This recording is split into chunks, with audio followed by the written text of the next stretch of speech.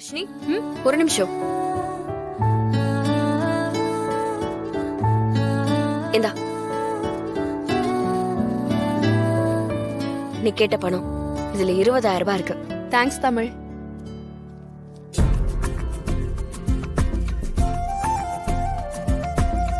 கரெக்டா இருக்கா? தப்பா நினைச்சுக்காத வர்ஷினி. இந்த பணம் எவ்வளவு வேணாலும் செலவு பண்ணலாம், தப்பு இல்ல. ஆனா அந்த பணம் நியாயமான விஷயங்களுக்கு நியாயமா செலவு பண்ணணும், வேஸ்ட் பண்ணக்கூடாது. 1 ரூபாய் வேஸ்ட் ஆனாலும் அது நம்ம உழைப்ப உதாசீனப்படுத்தினதுக்கு சமம். ஓ எனக்கு தெரியும் தமிழ். வர்ஷினி ஒரு நிமிஷம். விரல் என்ன இங்கு? ஓ இதுவா? ரெஜிஸ்டர் ஆபீஸ் வரைக்கும் போயிட்டு வரோம். ரெஜிஸ்டர் ஆபீஸா? எதுக்கு? எங்க தாத்தாவோட சொத்து ஒண்ணு ஊர்ல இருக்கு.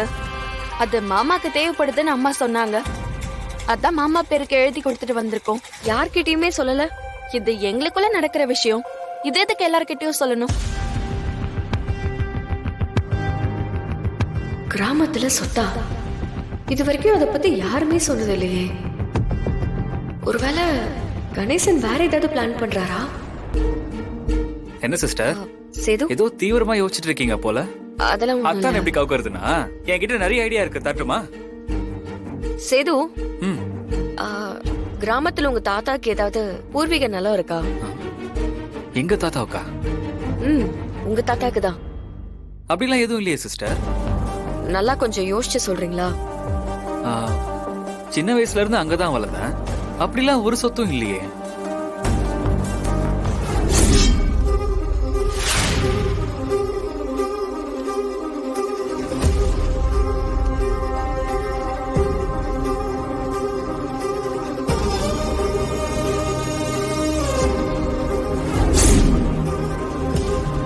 என்னாச்சு சிஸ்டர்?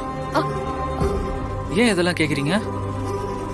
ஒண்ணுல சேது, அத்தை ஊர்ல இருக்கிற சொத்தை பத்தி பேசிக்கிட்டு இருந்தாங்க, அதான். ஓ, ஏதாவது வாங்கறதுக்காக பேசியிருப்பாங்க. ஏன்னா பிறந்து வளர்ந்த ஊர் இல்லையா, அந்த ஊர்ல நமக்குன்னு ஒரு சொத்து இருந்தா நல்லா தானே இருக்கும். அதுக்காக கூட ஜனாமா கிட்ட சொல்லி ஏதாவது சொத்து வாங்குறதுக்காக பேசியிருப்பாங்க. மத்தபடி எங்களுக்குன்னு பூர்வீக சொத்துலாம் இல்ல. எல்லாமே ஜனாமா கிட்ட இருக்கிறது தான். சரிங்க சிஸ்டர்.